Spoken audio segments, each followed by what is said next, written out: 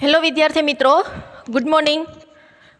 તો આપણે 3 ચેપ્ટર છે જે કમ્પ્લીટ કર્યા છે, રાઈટ. પહેલું કયું હતું? પાક ઉત્પાદન અને વ્યવસ્થાપન. Very good.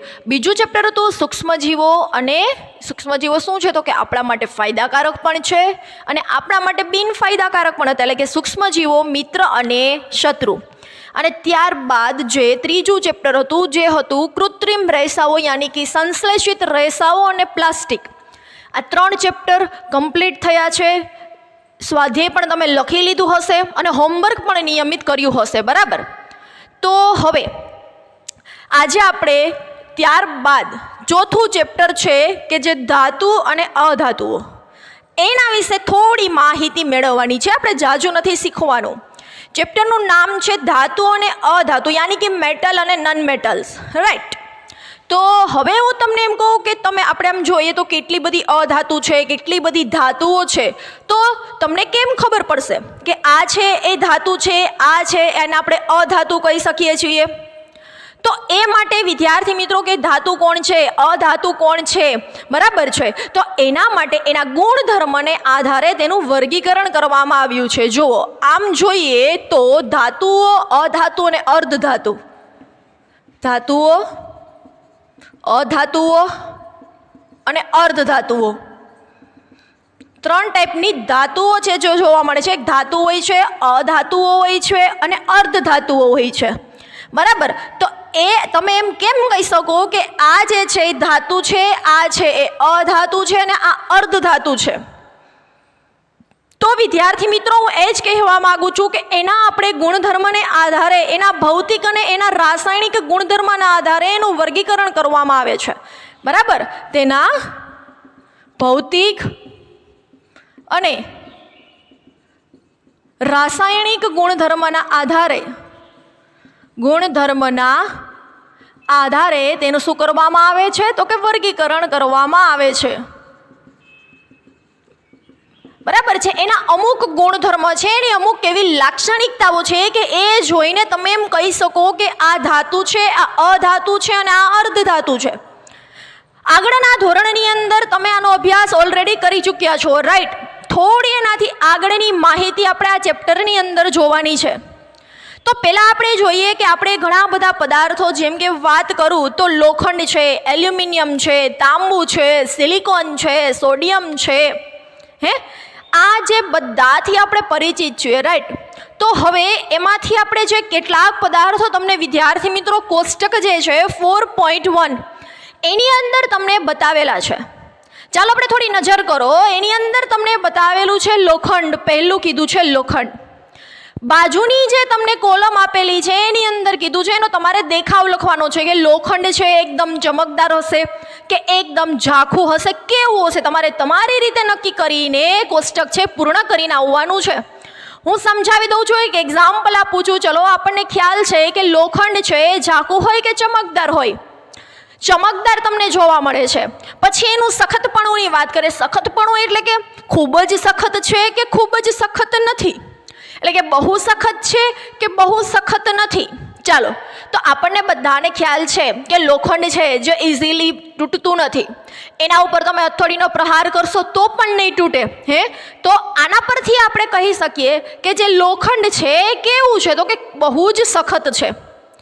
તો આવી રીતે તમને કેટલાક પદાર્થોના નામ કોષ્ટકની અંદર આપેલા છે. જેમ કે વાત કરીએ કોલસો, સલ્ફર, એલ્યુમિનિયમ, તાંબુ.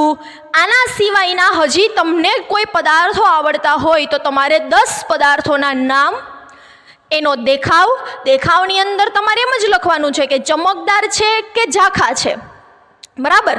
ચમકદાર હોય તો ચમકદાર લખવાનું, ઝાંખા હોય તો ઝાંખા લખવાનું.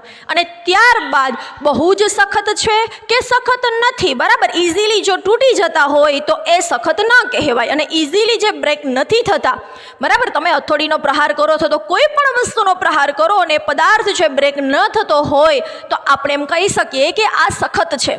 તો આ કોષ્ટક છે તમને બધાને આવડી જાય કે ના આવડે પૂર્ણ કરતા? આના સિવાયના તમારે ટોટલ 10 પદાર્થોના નામ, એ કેવો છે દેખાવની અંદર અને એનું સખતપણું એટલું લખીને આવવાનું છે, રાઈટ. હવે વિદ્યાર્થી મિત્રો આપણે જોઈએ કે શું તમે એવા પદાર્થોના નામ આપી શકો છો કે જે ધાતુ હોય? તમને કોષ્ટકની અંદર ઓલરેડી બતાવેલું છે, એ સિવાયના તમારે નામ આપવાના છે બીજા. તો મેં તમને કીધું કે આપણે એના ભૌતિક અને એના રાસાયણિક ગુણધર્મને આધારે એનું વર્ગીકરણ કરવામાં આવે છે. જો ભૌતિક એટલે એનો બાહ્ય દેખાવ થાય. મેં તમને આની પહેલાં પણ ક્યારેક વાત કરેલી હતી કે ભૌતિક અને રાસાયણિકનો મિનિંગ છે શું થાય તમને ખ્યાલ હોવો જોઈએ. હવે ભૌતિક એટલે કે જે આપણને બહારથી જે પણ કંઈ દેખાય છે એ આપણે એની ભૌતિક સ્થિતિ કહીએ, અને જે અંદર કંઈ ફેરફાર થતો હોય એને આપણે કહીએ છીએ એનો રાસાયણિક. જેમ કે ફોર એક્ઝામ્પલ વાત કરું તો હું એમ કહું છું કે ગધેડાનો રંગ છે સફેદ છે. ચલો મેં બહારથી છે એનું ઓબ્ઝર્વેશન કરેલું છે કે એનો રંગ છે સફેદ છે, તો એ એનું ભૌતિક થાય. શું થશે? ભૌતિક. હવે હું એમ કહું કે ચલો દૂધમાંથી જે દહીં બને છે આપણે જોઈ શકીએ છીએ. ચલો તમે જ મને કહો કે જે દૂધમાંથી જે દહીં બને છે, તમે રાત્રિના સમયે દૂધ મેળવો છો, બરાબર છે?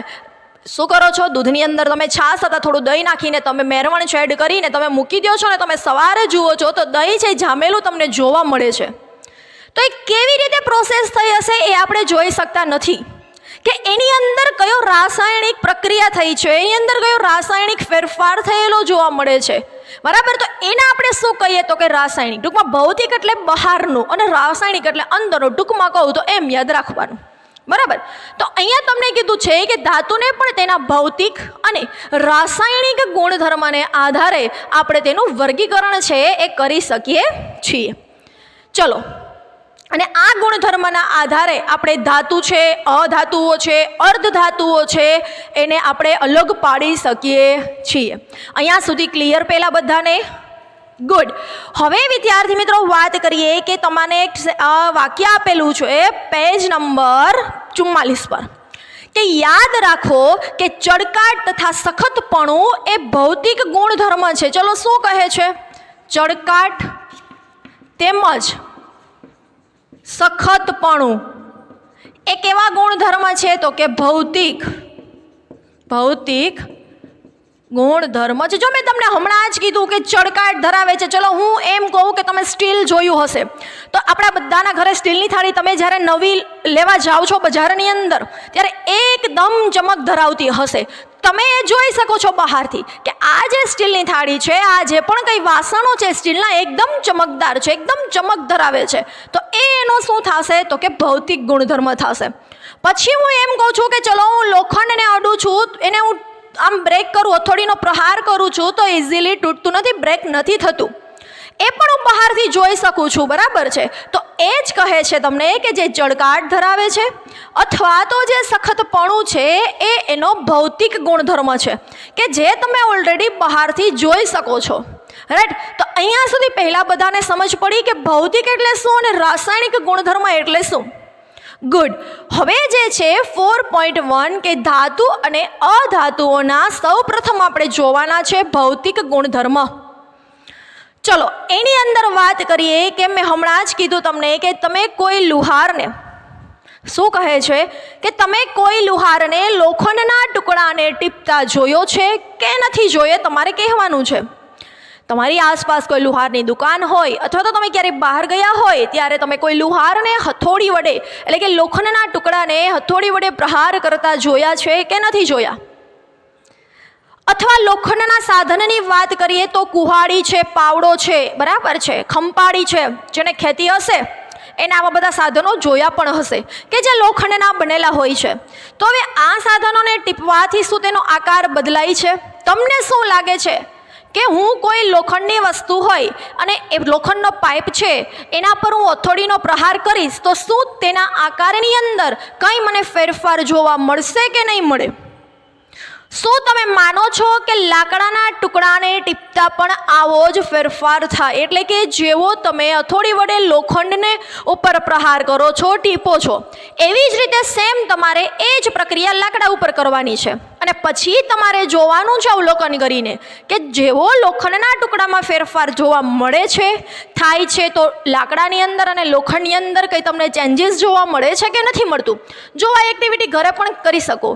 હથોડી બધાના ઘરે હશે, બરાબર છે? ના હોય તો આજુબાજુમાંથી લઈ આવજો. હથોડી લઈ તમારે એક લોખંડનો ટુકડો લેવાનો અને એક લાકડાનો ટુકડો લેજો જે નકામો હોય. પછી શું કરવાનું? બંનેને તમારે હથોડી વડે પ્રહાર કરવાનો છે, યાની કે હથોડી એના ઉપર ટીપવાની છે. પછી તમારે મને અવલોકન કરીને કહેવાનું છે કે શું તમે જ્યારે લોખંડના ટુકડાને હથોડી વડે પ્રહાર ટીપો છો અને તમે જ્યારે લાકડાનો કોઈ ટુકડો છે એના પર તમે હથોડી મારો છો તો તમને કોઈ ફેરફાર આ બંનેની અંદર જોવા મળે છે કે નથી મળતો? તમને જે પણ કંઈ ફેરફાર જોવા મળે તમારે નોટ ડાઉન કરી મને કહેવાનું છે. બરાબર? અહીંયા તમને પ્રવૃત્તિ આપેલી છે 4.1. ચલો તેના વિશે આપણે ચર્ચા કરીએ. પ્રવૃત્તિ 4.1. એ પ્રવૃત્તિ 4.1ની અંદર શું કરવાનું છે તો તમારે એક લોખંડની નાની ખીલ્લી, એક કોલસાનો ટુકડો, સાંભળજો, લોખંડની ખીલ્લી, ત્યારબાદ સેકન્ડ લેવાનું છે કોલસાનો ટુકડો, ત્યારબાદ થર્ડ તમને કીધું છે એલ્યુમિનિયમનો તાર, એલ્યુમિનિયમનો તાર, અને ત્યારબાદ લેવાનું છે પેન્સિલની અણી. આ બધું તમારા ઘરમાં અવેલેબલ હશે. લોખંડની ખીલ્લી પણ હશે, કોલસાનો ટુકડો પણ હોઈ શકે. બરાબર છે? ન હોય તો બાજુમાં કોઈ ઇસ્ત્રીવાળા ભાઈ હોય તો એ જે ઇસ્ત્રી કરતા હોય કોલસાનો ઉપયોગ કરતા હોય તો એની પાસેથી એક લઈ આવવાનો. બરાબર છે? ન હોય તો કાંઈ વાંધો નહીં.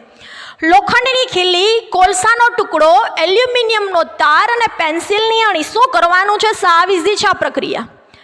એક પછી એક વસ્તુ તમારે લઈતી જવાની છે અને તેના પર તમારે હથોડી વડે પ્રહાર કરવાનો છે. હથોડી વડે પ્રહાર કરો. ચાલો, સૌપ્રથમ તમે લોખંડની ખીલ્લી લેવાની છે. લોખંડની ખીલ્લીને તમારે હથોડી વડે ટીપવાની છે, પ્રહાર કરવાનો છે. હવે તમને એ કોષ્ટકની અંદર લખવાનું છે કે જ્યારે તમે લોખંડની ખીલ્લીને હથોડી વડે ટીપો છો ત્યારે તેના આકારમાં કોઈ ફેરફાર થાય છે કે નથી થતો? બરાબર છે? આકારમાં કોઈ ફેરફાર એટલે કે સપાટ થાય છે કે ટુકડાઓમાં તૂટી જાય છે? સપાટ થાય છે કે ટુકડામાં તૂટી જાય છે? આ બેમાંથી તમારે લખવાનું છે જે તમને ફેરફાર જોવા મળે. ચલો, સૌપ્રથમ કીધું છે લોખંડની ખીલ્લી તૂટી જશે ટુકડાની અંદર? નહીં તૂટે. શું થશે? તો કે સપાટ થશે. બરાબર છે?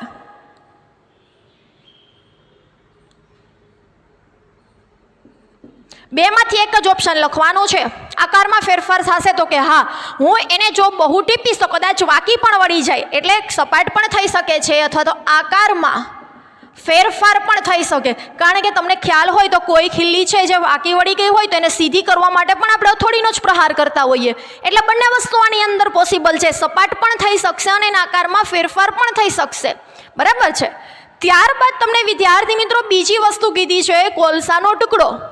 તો કોલસાનો ટુકડો આપણે બધાને ખ્યાલ છે કે એને તમે થોડોક હથોડી વડે ટીપશો તો આરામથી શું થશે? બ્રેક થઈ જશે, યાની કે ટુકડાઓની અંદર તૂટી જાય છે. ટુકડાની અંદર તૂટી જાય છે. ત્યારબાદ નેક્સ્ટ કીધું છે એલ્યુમિનિયમનો તાર.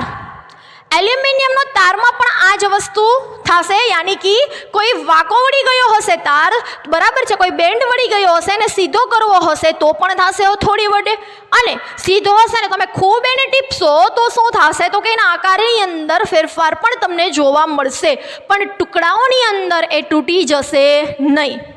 અને ત્યારબાદ તમને કીધું છે પેન્સિલની અણી. આપણને બધાને ખ્યાલ છે કે પેન્સિલની અણી છે કે જે ગ્રેફાઇટની બનેલી છે. શેની બનેલી છે? તો કે પેન્સિલની અણી છે કે જે ગ્રેફાઇટની બનેલી છે. આરામથી તમે એને હથોડી વડે પ્રહાર કરશો તો ઇઝીલી તૂટી જશે, યાની કે ટુકડાઓની અંદર એ તૂટી જાય છે. તો આપણે બધાએ જોયું કે લોખંડની ખીલ્લી અને એલ્યુમિનિયમના વાયરને ટીપવાથી તેના આકારની અંદર ફેરફાર છે થઈ શકે છે, યાની કે બદલાઈ જાય છે. બરાબર? તો હવે જો તેને સખત ટીપવામાં આવે, મેં એમ જ હમણાં તમને કીધું કે જોઈને તમે સખત ટીપશો તો એકદમ સપાટ થઈ જશે અને પતરાની અંદર રૂપાંતરણ પામે છે. જો કોની વાત કરેલી છે તો કે એલ્યુમિનિયમનો તાર અને લોખંડની ખીલ્લી. એલ્યુમિનિયમના વાયરની વાત કરેલી છે. સૌપ્રથમ કે એલ્યુમિનિયમના વાયરને જો સખત ટીપવામાં આવશે તો એ સપાટ તો થઈ જશે, પરંતુ હજી વધારે તમે એને જો ટીપવામાં આવશે તો શું થશે? તો કે પતરાની અંદર રૂપાંતરણ પામે છે. એલ્યુમિનિયમના તારને સખત ટીપવામાં આવે, સખત ટીપવામાં આવે તો તે તારની અંદર રૂપાંતરિત તાર હોય છે. તારની અંદર શેમાંથી? તો કે પતરામાં, પતરાની અંદર રૂપાંતર થઈ જાય છે. બરાબર છે. શું કીધું? કે એલ્યુમિનિયમના તારને જો હું ટીપવામાં આવે વધારે તો એ તારની અંદર રૂપાંતરણ પામે છે, યાની કે પતરાની અંદર રૂપાંતરણ પામે છે. હવે તમે મીઠાઈને આકર્ષક બનાવવા માટે વપરાતા વરખથી પરિચિત હશો. આપણને બધાને ખ્યાલ છે કે આપણે જ્યારે મિષ્ટાનની દુકાને જઈએ છીએ ત્યારે તમને એના ઉપર એક સિલ્વર કલર જેવું તમને મીઠાઈ ઉપર આવું લગાડેલું જોવા મળે છે. એ શું હોય છે? તો કે એલ્યુમિનિયમ છે. શું છે? તો કે એલ્યુમિનિયમ છે, જેને આપણે કહીએ છીએ aluminium foil paper. Aluminium foil paper કે આપણે ક્યારેય રોટી બનાવી હોય અને એને આપણે ક્યાંય બહાર જવું હોય, બરાબર છે, તો આપણે એ ફોઇલ પેપરની અંદર વીંટાળીએ છીએ. ત્યારબાદ એને ખાવાની અંદર પણ ઉપયોગમાં લેવામાં આવે છે. આપણે ઘણી મીઠાઈઓની ઉપર છે આવા એલ્યુમિનિયમ ફોઇલ છે જે જોતા હોઈએ છીએ. તો એ કે જે ગુણધર્મના લીધે ધાતુને ટીપીને પાતળા પતરા બનાવી શકાય તેને કહેવાય છે ટીપાવપણું. 1 માર્ક્સનો પ્રશ્ન પૂછાય કે ટીપાવપણું એટલે શું? ટીપાવપણું એટલે શું? તો શું કીધું ટીપાવપણું? તો કે જે ગુણધર્મને કારણે ધાતુને ટીપીને તેમાંથી પતરા બનાવી શકાય. જે ગુણધર્મને કારણે ધાતુને ટીપીને તેમાંથી શું બનાવી શકાય? તો કે પતરા બનાવી શકાય. તો તે ગુણધર્મને તેનું ટીપાવપણું કહેવામાં આવે છે. ટીપાવ યાની કે તમે એને ટીપો છો, બરાબર છે, એકદમ વધારે જોરથી ટીપો છો તો જે તાર હતો એકદમ આમ કેવો થઈ જશે? તો કે સપાટ, એટલે કે પતરાની અંદર રૂપાંતરણ પામે છે. એટલા માટે કહે છે, તમને પૂછાય કે ટીપાવપણું એટલે શું? તો કે જે ગુણધર્મના લીધે ધાતુને ટીપીને તેમાંથી પતરા બનાવવામાં આવે છે તો એ ગુણધર્મને એ ધાતુનું ટીપાવપણું કહે છે. સમજાય છે 1 માર્ક્સની અંદર ડેફિનેશન? Very good. તો હવે આપણે કીધું કે કોલસો અને જે પેન્સિલની અણી છે કે જે આ ગુણધર્મ ધરાવતા નથી, એ શું થતા હતા? તો કે ઇઝીલી બ્રેક થઈ જતા હતા. તો હવે શું તમે ધાતુના ગરમ તવાને પ્લાસ્ટિક કે લાકડાના હેન્ડલ વિના દાઝ્યા વગર પકડી શકો છો? પકડી શકો છો? નહીં પકડી શકો. કદાચ નહીં જ. શા માટે? તો આપણે એવા બીજા અનુભવોની યાદી તૈયાર કરવાની છે કે જેમાં લાકડા કે પ્લાસ્ટિકના હેન્ડલના લીધે તમારી જાતને ગરમ વસ્તુથી તમે બચાવી શક્યા હોય. તો આ અનુભવોના આધારે તમારે લાકડા અને પ્લાસ્ટિકના ઉષ્માના વહન માટે તમે શું કહી શકો? તમે ઇલેક્ટ્રિશિયન સ્ક્રૂડ્રાઈવર વાપરતા જોયા હશે. કેવા પ્રકારનું હેન્ડલ વાપરે છે અને શા માટે? બરાબર છે. આ બધા પ્રશ્નોનો જવાબ આપણે આ ચેપ્ટરની અંદરથી મેળવવાના છીએ. એના ગુણધર્મ જોવાના છીએ. ધાતુના ગુણધર્મ કેવા હોય છે, અધાતુના ગુણધર્મ કેવા હોય છે. તમે કેમ કહી શકો એને જોઈને કે આ છે ધાતુ છે ને આ છે અધાતુ છે? તો આજના લેક્ચરની અંદર આપણે અહીંયા સુધી રાખીએ છીએ. જે 4.2 છે જે આપણે નેક્સ્ટ લેક્ચરની અંદર ચર્ચા કરીશું. તો આજના લેક્ચરની અંદર પ્રસ્તાવના અને 4.1ની અંદર પ્રવૃત્તિ 4.1 આપણે જોયું.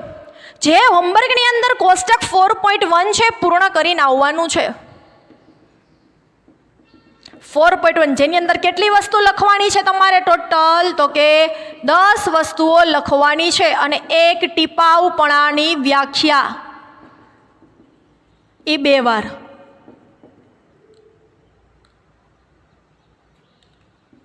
બરાબર છે. તો ટીપાવપણાની વ્યાખ્યા છે 2 વાર અને જે કોષ્ટક છે 4.1 એ 1 વાર. એની અંદર 10 વસ્તુઓ તમારે ટોટલ લખીને આવવાની છે. અને આપણે જે પ્રવૃત્તિ મેં કીધી છે તમે ઘરે કરી અને મને તમારે એનો આન્સર છે દેવાનો છે કે તમે શું અનુભવ્યું. જો અમુક વસ્તુ હોય કે જે ટેક્સ્ટબુકની અંદર લખેલી હોય તો તમે એમને યાદ રાખી લો કે આની અંદર કીધું છે, ચલો એવું હશે જ, પણ તમે જ્યારે એનો એક્સપિરિયન્સ કરો છો, બરાબર છે, તમે જ્યારે એનો એક્સપેરિમેન્ટ કરો છો અને તમને જે એક્સપિરિયન્સ થાય છે, પછી અનુભવ થાય છે કે નહીં વાસ્તવમાં પણ આ વસ્તુ જે છે આની અંદર ટેક્સ્ટબુકની અંદર જે કહેલું છે એ સાચું છે. એટલા માટે હું તમને કહું છું કે તમે ઘરે આ પ્રવૃત્તિ કરજો, બરાબર છે. તો ચલો, હોમવર્ક સમજાઈ ગયું બધાને? Very good. સ્ક્રીનશોટ લેવો હોય તો લઈ લેજો. નેક્સ્ટ લેક્ચરની અંદર ફરી મળીશું. Stay home, stay safe. Thank you. ચાલો, બધા લોકો સ્ક્રીનશોટ લઈ લેશે.